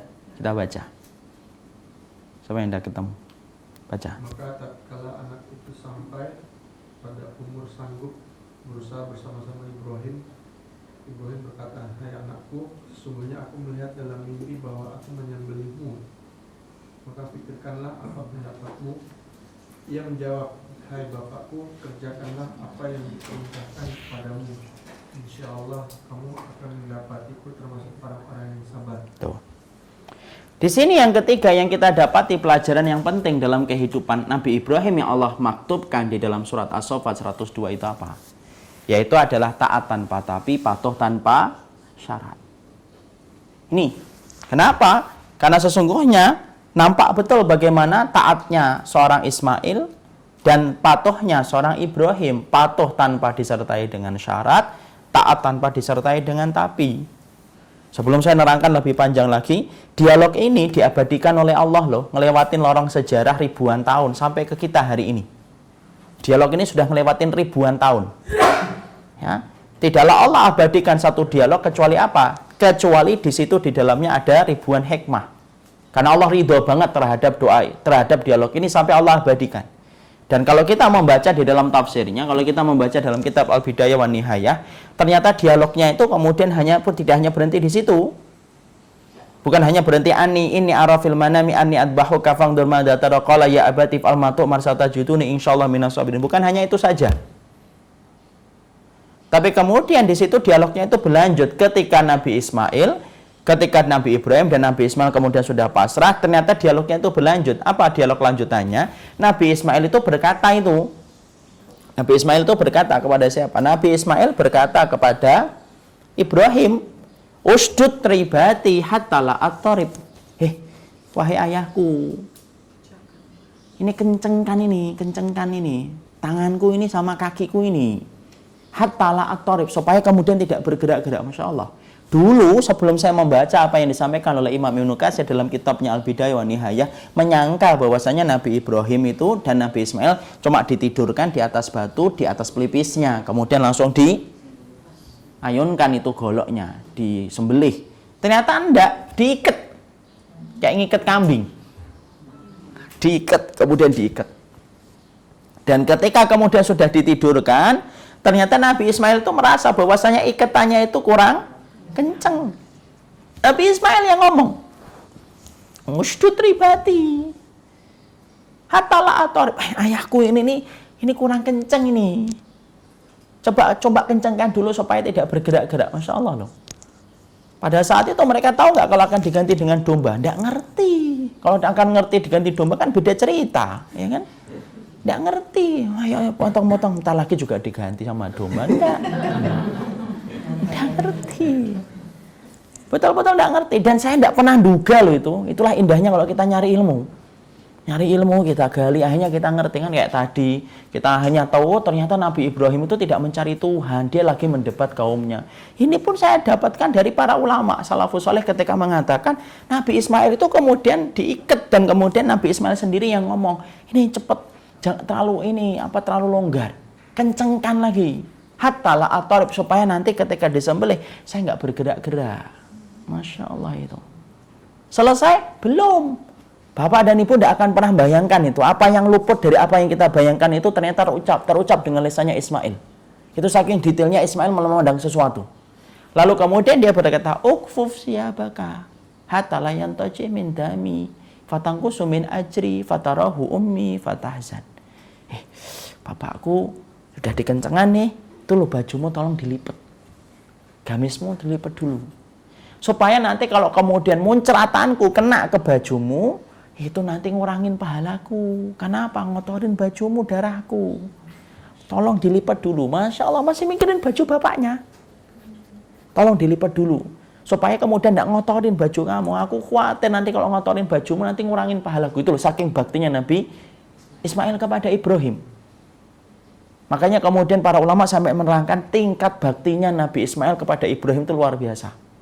Tapi sebelum kita melanjutkan ini, kita di sini baru paham apa? Bahwasanya ternyata ketika Allah nutup satu pintu kepada kita, Allah tuh bukakan pintu yang lainnya. Apa tuh maksudnya Ustaz? Pinta pintu. Maksudnya gini lah. ketika Allah itu nyulitkan Nabi Ibrahim menghadapi bapaknya sampai bapaknya meninggal, Allah itu gantikan dengan apa? Dengan anaknya Ismail yang super taat sama Allah, super taat sama beliau. Sebagaimana kemudian kita mendapati apa? Maryam ketika ditolak sama kaumnya, Allah jadikan dalam rahimnya itu apa? Yaitu seorang Isa yang kemudian menjadi pelipur hatinya. Anaknya saja sampai hari ini tidak mati. Belum meninggal anaknya itu. Masya Allah. Kalau ada syariat ulang tahun itu berarti berapa puluh lilin itu Nabi Ismail di atas. Alhamdulillah tidak ada syariat lilin kan. Dalam sunnah itu tidak ada syariat ulang tahun. Ya, coba kalau ada syariat ulang tahun itu. Nabi Isa itu ulang tahun sendirian di atas. Masya Allah. Ternyata kayak kemudian Rasulullah Muhammad, Nabi Muhammad itu Masya Allah, Allah jadikan paman-pamannya itu membenci beliau. Sampai namanya Abul Hikam itu pamannya itu Abu Lahab itu ngomong kadzab, ini keponakanku yang pendusta ini. Tapi Allah jadikan apa? Allah jadikan istrinya itu super maksimal khidmah sama beliau. Masya Allah itu. Sampai-sampai seorang Nabi Muhammad harus mengasingkan diri ke gua malam-malam. Berbulan-bulan itu mengasingkan itu, tidak pernah satu kata pun yang keluar dari istrinya. Ngapain kamu ke gua itu, ngapain? Pada saat itu tidak ada satupun orang solih yang naik gua. Kalau kita baca dalam sirah, tidak ada satupun kebiasaan orang solih yang ada di Mekah itu yang suka naik gua tengah malam. Sampai ketika kemudian turun dari gua itu, Khadijah itu tidak ngomong, tuh kan, makanya kan kedinginan kan, ketakutan kan, makanya mbok nyari dagang sono lo, jelas dapat untung. Saya bayangkan pantas kalau kemudian Ibunda Khadijah itu walaupun bukan yang paling cantik, tapi menjadi pemenang hatinya Rasul. Ya, sampai-sampai Rasulullah itu ngelihat kalungnya Ibunda Khadijah aja nangis. Ya, sebagian ulama ada yang mengatakan beliau itu umurnya 28 tahun, tapi yang mengatakan 40 tahun, tapi yang rajih 40 tahun. Ketika dinikahi. Kenapa? Kenapa dilemahkan yang mengatakan 40 tahun? Kok bisa 40 tahun kemudian melahirkan 6 ya. Kemudian ada yang mengatakan 28 tahun, tapi yang rajih adalah 40 tahun. Tapi di situ kita mendapati apa? Setiap kita ditutup satu pintu, dibuka pintu yang lainnya. Dan Masya Allah itu, Ismail itu menjadi pintu yang dibuka oleh Allah setelah menggantikan bagaimana perihnya Nabi Ibrahim menghadapi ayahnya. Makanya kita cuma singkat aja mengatakan, tunggu. Kalau ada satu pintu yang sedang ditutup sama Allah kepada kita, tunggu sabar. Allah sedang membukakan pintu yang lainnya. Ya, maka kita lanjutkan. Perkataan Ismail kemudian apa? Setelah mengatakan itu kepada bapaknya. Kemudian perkataan yang ketiga yang disampaikan oleh Ismail adalah, dia mengatakan, yaitu adalah, istahid syafrotaka. Tolong itu diasah dulu goloknya, wahai ayahku. Syafrotaka. Liyakuna asra ala hilki, supaya cepat nanti ketika ngelewatin kerongkonganku. Fa'inal mauta indi syadidun, karena kematian bagiku itu beratnya luar biasa.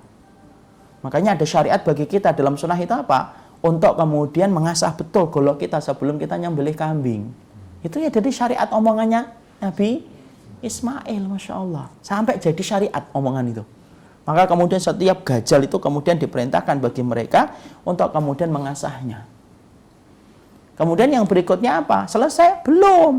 Omongan Nabi Ismail kemudian berikutnya adalah fa'idha ra'aita ummi fa'ablik minni salaman. Kalau nanti sudah ketemu ibu, kalau sudah mati, sudah putus ini leherku, nanti kalau ketemu ibu sampaikan salam ya. Mungkin kita ada yang bertanya, di mana Ibunda Hajar saat itu? Para ahli sirah kemudian diterangkan dalam bidang, Ibunda Hajar itu tahu kalau kemudian Ismail itu akan disembelih. Maka kemudian beliau itu menenangkan dirinya di satu tempat, dia tidak ikut, tidak kuat untuk melihat. Tapi Ibunda Hajar tahu, Ibunda Hajar tahu. Ini anaknya mau disembelih itu tahu. Tapi kok Ibunda Hajar tidak ikut, namanya ibu kok. Yang ngeliatin darah mah pingsan duluan kan.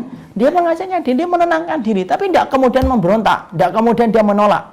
Padahal itu putra satu-satunya. Putra satu-satunya. Dan kita harus paham loh, dalam satu sirah diterangkan Nabi Ibrahim ketika kemudian mengunjungi Nabi Ismail itu hanya 3 kali. Kenapa? Karena Nabi Ibrahim itu tinggal di Palestina. Kemudian Ibunda Hajar tinggalnya di Mekah. Kalau kita ngelihat dialognya ketika ditinggalkan itu hampir-hampir kita itu tidak percaya ada seorang wanita semacam itu. Nabi Ibrahim itu meninggalkan, yaitu adalah Hajar bersama dengan Ismail yang saat itu sedang menyusu, itu cuma 2. Satu, tas dari kulit yang di dalamnya ada beberapa kurma, dan yang satu yaitu adalah kayak kemudian tempat air. 2 itu tok yang ditinggalkan.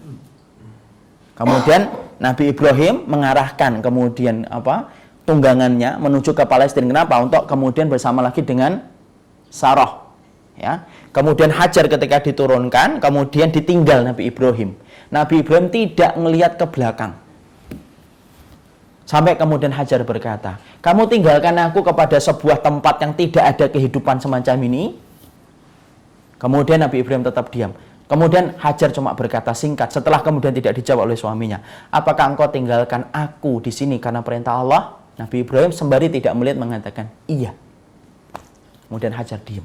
Masya Allah. Padahal ditinggalkan di mana? Di tempat tandus. Hari ini ketika kita ngeliat Ka'bah aja, Masya Allah, ngeliat Mekah aja, masih tandus kok. Apalagi dulu tidak ada kehidupan. Dan kemudian Nabi Ibrahim itu ngunjungin Ismail itu berapa kali? Kalau dalam Sirah Rahikul Maktum 3 kali tok. Dan salah satunya itulah di situ kemudian ada perintah untuk nyembelih Ismail. Hajar tidak ngomong ini gara-gara kamu sih kesini. Coba kalau kamu tidak kesini kan nggak akan ngimpi. Tidak ada omongan kayak gitu, Masya Allah. Padahal cuma ngunjungi 3 kali tok. Ya, dan itu atas perintah dari Allah Subhanahu wa Ta'ala. Tapi disitulah kita ngelihat, itulah yang disebut dengan apa? Taat tanpa tapi, patuh tanpa syarat. Ini yang hilang. Kehidupan iman itu ya kehidupan taat tanpa tapi, patuh tanpa syarat. Jadi kemudian syariat itu ternyata tidak membutuhkan kompromi. Apalagi kita ngomong yuk dikompromikan. Syariat Allah itu tidak dikompromikan. Ya kita harus patuh dan kita harus taat. Mau dapetin apapun kita harus patuh dan taat kok. Yang sering saya jadikan contoh itu dapetin email Google aja harus patuh dan taat sama Google kok. Kita tidak bisa itu kemudian nolak. Kemudian nomor poin yang kelima saya tidak setuju Google. Ya, Google-nya gampang di ujung telepon ngomong ya sudah cari email yang lain.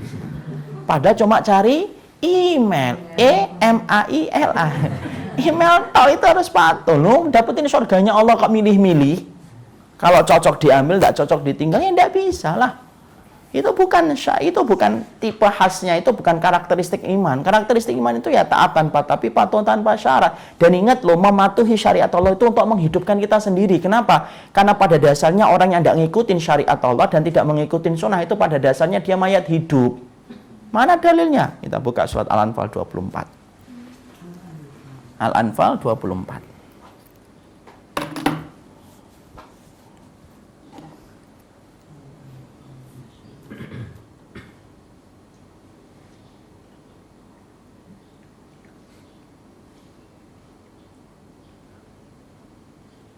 Ya, dibaca. Orang-orang yang beriman, penuhilah seruan Allah dan seruan Rasul apabila Rasul menyeru kamu kepada sesuatu yang memberi kehidupan kepada kamu.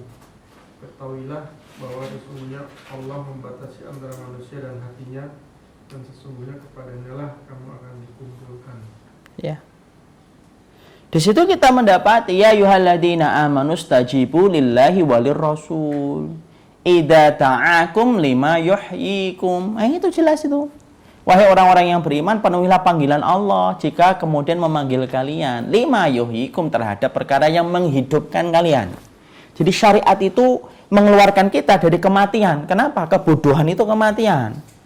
Coba kalau kita nggak ngikutin syariat sunnah, nggak ngerti kalau kita disunahkan untuk ketika habis isya bergegas tidur. Nggak pernah tahu untuk menyebutkan kata bismillah ketika akan minum. Nggak pernah tahu bagaimana kita itu menjaga dari ikhtilat. Kenapa? Akhirnya bodoh, dan bodoh itu kematian. Ya. Coba kalau kita tidak ngerti sunnah itu, satu hadis nggak ngerti sunnah aja rugi banget kita. Contoh nih, kita tidak ngerti hadis Rasulullah sunnah, misalkan inna kasna admil mayyiti kakasni admil hayyi, mematahkan tulang orang yang mati sebagaimana mematahkan tulangnya ketika hidup. Tidak ngerti sunnah ini tok, hadis ini tok. Apa yang terjadi? Kita betul-betul menjadi orang yang bodoh ketika kita memperlakukan orang yang mati dengan kasar. Kenapa? Kita merasa orang yang mati sudah tidak merasakan apa-apa. Padahal apa? Rasulullah mengatakan mematahkan tulangnya orang yang mati sama dengan mematahkan tulangnya ketika dia hidup. Makanya syariat sunnahnya apa? Yaitu adalah diperlembut, diperhalus ketika memandikan jenazah. Akhirnya apa? Kita hidup, mengetahui ilmu. Satu hadis menjadikan kita beda dengan orang yang tidak mengetahui hadis itu. Makanya lihat kan, ada orang yang sampai membakar ketika dia mati di apa itu? Dikremasi. Kalau di daerah Tibet itu sampai dipotong-potong dikasihkan kepada burung-burung pemakan bangkai. Itu kan pada dasarnya kebodohan, dan kebodohan itu apa? Kematian. Makanya setiap ngikutin syariat itu apa? Menghidupkan kita. Makanya kan kadang-kadang kita ini kalau sudah ngerti kan, ya Allah dulu kok masih saya lakukan ya kayak gitu ya. Coba. Sering kita ngomong kayak gitu. Ya Allah dulu bodoh banget ya kayak gitu aja saya mau. Coba. Kita sekarang baru belajar, belum sempurna loh, baru berproses saja sudah merasakan, loh dulunya kok gitu ya kita ya, Masya Allah ya, karena belum paham ilmunya gitu. Itulah syariat. Fungsinya apa? Fungsinya adalah untuk membangkitkan kita dari kematian. Apa? Cukuplah kematian itu disebut dengan kebodohan ketika kita tidak mengikuti sunnah. Ya. Kemudian yang berikutnya kita bahas. Ya. Itulah pelajaran yang keberapa itu? Yang ketiga. Pelajaran yang keempat, apa itu? Pelajaran yang keempat adalah kita ambil, kita bacakan dalam surat As-Saffat 9.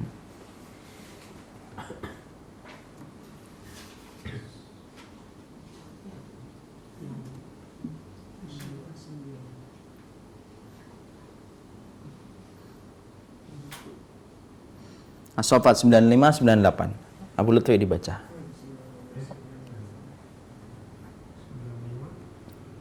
95-98.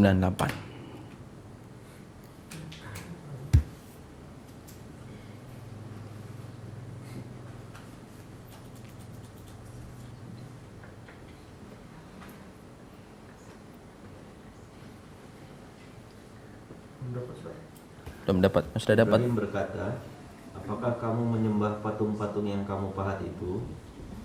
Padahal Allah lah yang menciptakan kamu dan apa yang kamu perbuat itu. Mereka berkata, dirikanlah suatu bangunan untuk membakar Ibrahim, lalu lemparkanlah dia ke dalam api yang menyala-nyala itu. Ya, sudah. Pelajaran yang keempat yang kita dapatkan adalah ternyata orang yang membenci kebenaran itu bukan hanya membenci dengan lisan, tetapi sesungguhnya banyak orang yang membenci kebenaran itu mereka membenci kebenaran dengan tangan dan kekuatan yang mereka miliki. Karena orang yang membenci Nabi Ibrahim itu tidak hanya menghujat Nabi Ibrahim, tetapi mereka mengumpulkan kayu bakar. Dan kayu bakar yang dikumpulkan mereka menjulang tinggi, setinggi rumah. Bahkan Imam Ibnu Katsir menerangkan tentang satu riwayat, ada wanita tua dalam keadaan buta, berpenyakit dalam keadaan sedih. Sampai kemudian akhirnya, kemudian ditanya, kenapa kamu sedih? Karena aku buta. Dan aku mendengar Nabi Ibrahim, dan aku mendengar Ibrahim itu mau dibakar. Aku sedih karena aku tidak bisa nyumbang kayu untuk lebih banyak membakar Ibrahim. Kalau aku ini kemudian bisa melihat, maka sungguh aku akan lari ke hutan, nyumbangkan kayu sebanyak-banyaknya supaya tambah besar api yang menggosongkan Ibrahim. Padahal itu wanita tua loh, dalam keadaan buta, dalam keadaan berpenyakit. Imam Ibnu Katsir menyampaikan itu, memberikan pelajaran. Yang tua berpenyakit aja pingin kayak gitu, apalagi yang muda. Kalau kemudian orang yang membenci kebenaran itu hanya dengan lisan, kejadian Suriah tidak perlu terjadi. Perang Badar tidak akan terjadi, perang Uhud tidak akan terjadi, perang di Yaman ketika antara Ahlus Sunnah dengan Hausi tidak perlu terjadi. Tapi karena orang yang membenci kebenaran itu bukan hanya dengan lisan, tapi mereka dengan kekuatan tangan dan kakinya, disitulah kita paham kenapa ada perang Badar, kenapa ada perang Uhud, kenapa ada perang di Suriah, dan kenapa ada perang di Yaman. Makanya menjadikan kita harus betul-betul paham, membutuhkan betul. Islam itu butuh orang-orang yang kuat untuk melindungi kebenaran yang telah ditetapkan dan diturunkan oleh Allah Subhanahu wa Ta'ala. Itu yang keempat, ini singkat saja. Yang kelima, kita singkatkan karena sudah mau jam 3.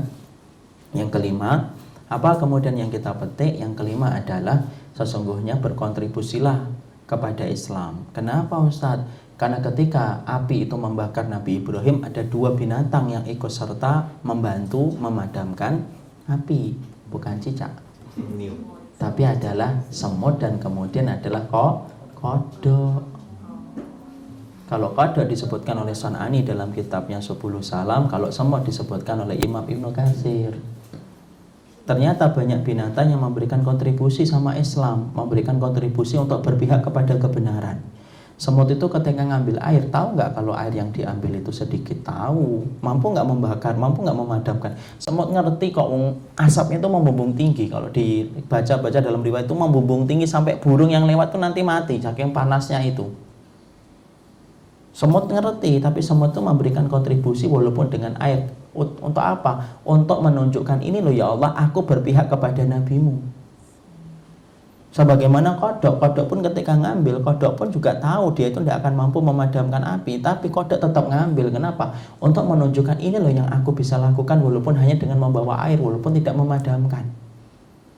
Ternyata makhluk-makhluknya Allah, binatang-binatang itu ternyata memberikan kontribusi ketaatan kepada tegaknya kebenaran. Sampai kemudian kita lihat laba-laba aja memberikan kontribusi kan. Ketika Nabi masuk ke dalam gua, langsung laba-laba itu membentuk jaring-jaring dia itu. Orang musyrikun yang hampir masuk ke dalam gua itu berpikir, tidak mungkin dong Muhammad masuk ke sini, wong di sini kemudian guanya sudah tertutup kayak gini kok dengan sarang laba-laba. Kalaulah Muhammad ngelewatin sini pasti sarang ini rusak. Tuh, laba-laba itu. Ternyata kemudian mereka itu mencintai kebenaran. Pohon korma aja mencintai Rasulullah, mencintai sunnah, sampai nangis ketika tidak lagi dijadikan sandaran Nabi. Sampai daging beracun aja memberikan kontribusi, ngomong sama Nabi, saya ini beracun ya Rasulullah. Siapa itu daging beracun? Itu oleh Zainab bintul Haris dalam Khaybar kan. Maka dagingnya itu ketika akan dimakan dagingnya itu ngomong, saya ana masmum, saya beracun ya Rasulullah. Loh, daging beracun, pangkal korma, kemudian kodok, semut memberikan kontribusi, bahkan laba-laba memberikan kontribusi. Sama ini, kita itu dalam berislam bukan hanya menjadi sholih, tapi termasuk di antara pertanyaan besar itu kontribusi kita apa untuk tegaknya kebenaran ketika kita melihat hari ini kebenaran dinistakan dan dihinakan. Ya sesuai dengan kemampuan kita. Ada yang bisanya ngajak teman untuk ngaji, monggo, tapi jangan hanya memperhatikan kesolehan diri tok, ayo kita berikan kontribusi. Ngadakan kajian ataupun kemudian nyebarkan ilmu sesuai dengan kontribusi kita masing-masing. Kenapa? Penting loh supaya kita tidak kalah kualitas ketaatan kita dari semut. Supaya tidak kalah kualitas kita dari ketaatannya kodok dan kemudian makhluk-makhluk yang lainnya. Itu yang kelima. Apa yang keenam? Yang ketujuh, kedelapan, 9, dan 10. Waktu jualah yang membatasi. Tidak mungkin kita membicarakan Nabi Ibrahim dalam waktu 2 jam. Tapi yang jelas kita baru belajar. Ini saya dari kemarin itu mau nyampaikan 10 itu selalu mentok di 4, 5, 6. 4, 5, 6. Ada yang 6 di satu tempat itu sampai 6. Padahal ini masih banyak yang kita harus bahas dari kisah indahnya Nabi Ibrahim. Kalau judulnya aja romantis kan, kisah kasih Ar-Rahman. Masya Allah, walaupun kita baru membahas 5. Tapi tidak apa-apa, semoga kita memetik pelajaran. Karena bicara tentang bulan Dzulhijjah itu tidak lengkap tanpa membicarakan Nabi Ibrahim alaihi salatu wassalam. Ini yang dapat saya sampaikan. Tidak ada pertanyaan? Tidak ada insya Allah. Karena sudah mau menjelang asar, saya ada kajian di Cilandak, sudah dijemput kelihatannya sama ikhwannya. Barakallahu fikum, semoga Allah memberikan keberkahan. Saya senang banget kalau kemudian ngajar itu langsung pada paham sehingga tidak banyak bertanya. Insya Allah nanti lain kali di majelis yang lebih lapang kita ada pertanyaan insya Allah. Ini yang dapat saya sampaikan. Subhanakallahumma wa bihamdika, asyhadu an la ilaha illa anta, astaghfiruka wa atubu ilaik. Assalamualaikum warahmatullahi wabarakatuh.